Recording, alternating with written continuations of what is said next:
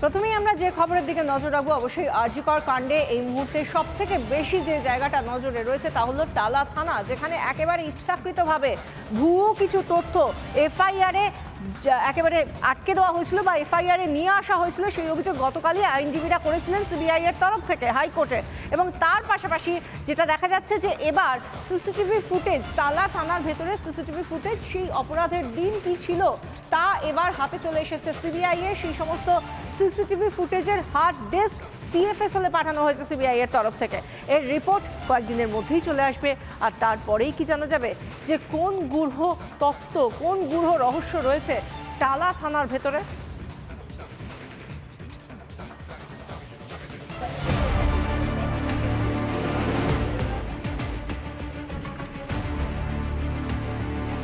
অভয় ধর্ষণ খুনকাণ্ডের শিকড় কত গভীরে রয়েছে তা বোধহয় এখন গুলিয়ে ফেলেছে খোদ সন্দীপ ঘোষও। রহস্যের এক বা একাধিক সূত্র যে টালা থানার অন্দরে রয়েছে তা আগে টের পেয়েছে সিবিআই।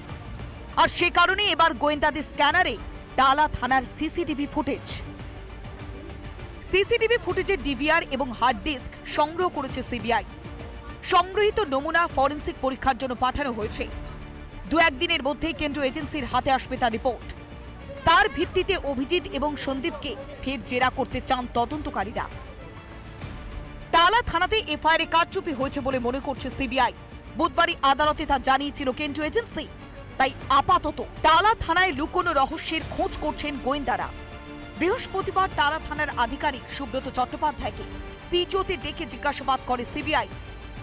শুধুমাত্র টালা থানার সিসিটিভি ফুটেজই নয়, সন্দীপ এবং অভিজিতের মোবাইল ফোনও এখন ফরেনসিকের জিম্মায়। শীঘ্রই সেই রিপোর্টও হাতে পাবেন কেন্দ্রীয় তদন্তকারীরা। দেখুন, টালা থানা থেকে ব্যবহার করা হয়েছিল এপি সেন্টার হিসেবে। এই যে ওসি সাহেব তিনি ধরা পড়েছেন, তাকে নির্মল ঘোষ থেকে শুরু করে স্থানীয় কাউন্সিলর থেকে শুরু করে পুলিশ প্রত্যেকে দিয়ে এই কাজটা করিয়েছে। এইসব অভিযোগের উপর হয় না ভাই। আর একটা আবারও কথা বলছি যে অভিযোগে যদি প্রমাণিত হয় তার যাবজ্জীবন জেল হোক, তাকে ফাঁসিতে ঝুলিয়ে দিক, আমার কোনো বক্তব্য নেই। এদিকে বুধবার রাত থেকে অসুস্থ টালা থানার প্রাক্তন ওসি অভিজিৎ মণ্ডল ভর্তি করা হয়েছে জেল হাসপাতালে। অবশ্য গ্রেফতার হওয়ার আগেও শুধুমাত্র ভর্তি হতে এক হাসপাতাল থেকে আরেক হাসপাতাল দৌড়েছিলেন অভিজিৎ মণ্ডল। বুকে খানিকটা ব্যথা পেয়েছেন তিনি এবং তারপর থেকেই যেহেতু অসুস্থ বোধ করেন টালার প্রাক্তন ওসি অভিজিৎ মণ্ডল। এখানে হাসপাতালে তাকে চিকিৎসকেরা দেখতে আসেন এবং তারপরে জেলের হাসপাতালে তাকে অ্যাডমিট করা হয়েছে। অবস্থা স্থিতিশীল রয়েছে, পর্যবেক্ষণে রয়েছেন তিনি। বৃহস্পতিবারই টালা থানার ওসির দায়িত্ব মলয় দাসকে দিয়েছে লালবাজার, কিন্তু তিনিও তো টালা থানারই অতিরিক্ত ওসি ছিলেন। 9 আগস্ট টালা থানা ঠিক কি করেছিল তা কিছুই জানেন না মলয় দাস। প্রশ্নের উত্তর খুঁজছে CBI. Republic Bangla. Threat culture Abhaya পরবর্তী সময় এই থ্রেড কালচার প্রত্যেক দিন যেন নতুন নতুন মাত্রা পেয়েছে। নতুন নতুন করে জানা গিয়েছে রাজ্যের বিভিন্ন হাসপাতাল এবং মেডিকেল কলেজগুলোতে এই থ্রেড কালচার রমরমিয়ে চলছে। এবার এই থ্রেড কালচারের বিষয়টি গিয়ে পৌঁছলো হাইকোর্টে প্রধান বিচারপতির এজলাসে। তিনি পর্যন্ত শুনে বললেন এই ঘটনার যদি সামান্যতম সত্যতাও থাকে তাহলে তা ভয়ঙ্কর। অন্যদিকে তৃণমূলের তরফ থেকে এই থ্রেড কালচার বা হুমকি সংস্কৃতি তারা মানতেই নারাজ।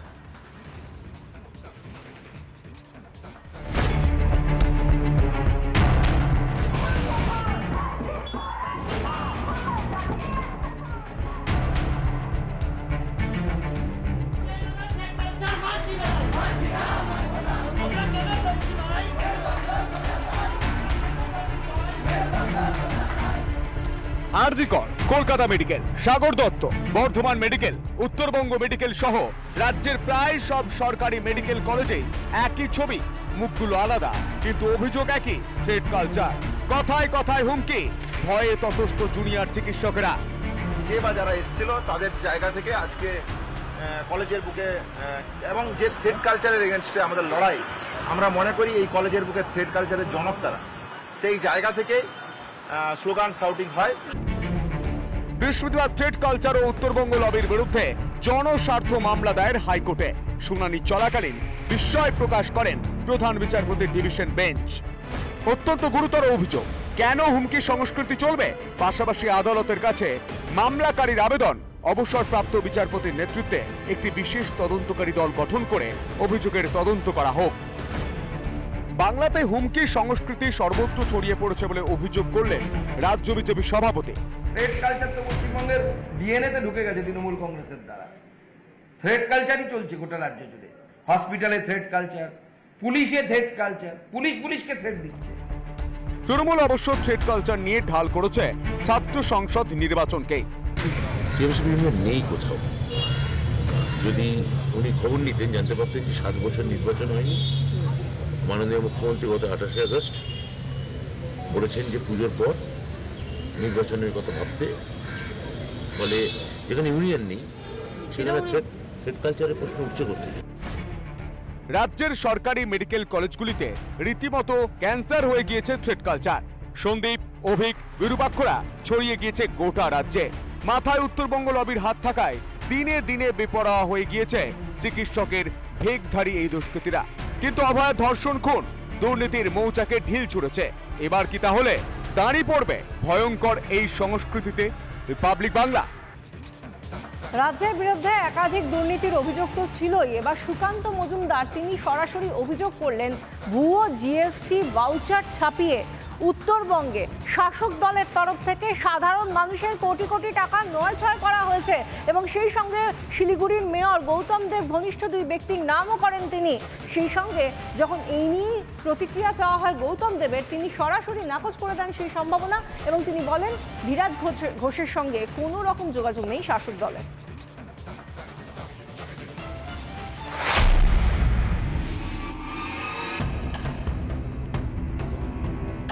গোটা উত্তরবঙ্গে জিএসটি চুরির বিস্ফোরক অভিযোগ।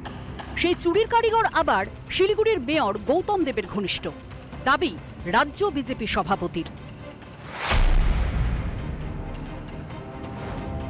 রাজ্য বিজেপি সভাপতি সুকান্ত মজুমদারের অভিযোগ, জিএসটি ফাঁকির মূল কারিগর ধীরাজ ঘোষ ও বিনয় বর্মন নামে 2 ব্যক্তি। এদের মধ্যে ধীরাজ ঘোষ তৃণমূল নেতা গৌতম দেবের ঘনিষ্ঠ। ধীরাজ ঘোষের স্ত্রী রাজ্য সরকারের জিএসটির আধিকারিক। একটা লিস্ট আমরা পেয়েছি, মোট 400 খানা জমি আছে, আমরা 145টা বের করতে পেরেছি ধীরাজ ঘোষের নামে, সব ধীরাজ ঘোষের নামে। তৃণমূল কংগ্রেসের খোদ লোক, তৃণমূল কংগ্রেসের নেতাদের অত্যন্ত কাছের, এরা এই দালালির কাজটা করে। তৃণমূল কংগ্রেসের ওখানে উত্তরবঙ্গ উন্নয়নের যে প্রাক্তন মন্ত্রী তথা মেয়র, তার অত্যন্ত ঘনিষ্ঠ লোক। তৃণমূলের নেতারা সবাই ধীরাজ ঘোষকে নামে চেনেন একবার। কেন্দ্রীয় মন্ত্রীর অভিযোগ, নকল ভাউচার ছাপিয়ে উত্তরবঙ্গের ওপর দিয়ে যে গাড়ি যায় তাদের থেকে গত 3 বছর ধরে দেদার জিএসটি আদায় করা হচ্ছে। কেন্দ্র সরকার ট্যাক্স চুরি আটকাতে জিএসটি চালু করেছিল। জিএসটি চালু করার পর কিছুদিন যাওয়ার পরে এই জিএসটি কিভাবে চুরি করতে হবে তারও একটি স্পেশালাইজড যে স্ট্রাকচার, সেই স্ট্রাকচার মমতা বন্দ্যোপাধ্যায় এবং তার দলবল তৈরি করেছে। অন্যদিকে অভিযোগ ভিত্তিহীন বলে উড়িয়ে দিয়েছেন শিলিগুড়ির মেয়র। যে ব্যক্তির নাম বলছে, প্রথম কথা আমি যতটুকু জানি আমি 14 বছর দলের সভাপতি ছিলাম, দলের দায়িত্বে আছি, তার সাথে আমাদের দলের কোনো সম্পর্ক নেই। শিলিগুড়িতে বা উত্তরবঙ্গে কিছু হলে যদি আমার নাম কেউ নিয়ে নেয় সেটা তার ব্যাপার, কিন্তু যে বলছে তাকে তো সেই ঘনিষ্ঠতার প্রমাণ দিতে হবে। শিক্ষা থেকে স্বাস্থ্য, চাকরি থেকে আবাস, সবেতেই শাসক দলের বিরুদ্ধে ভুরি ভুরি দুর্নীতির অভিযোগ। এবার সেই তালিকায় নতুন সংযোজন জিএসটিতে বিপুল কারচুপি। রিপাবলিক বাংলা।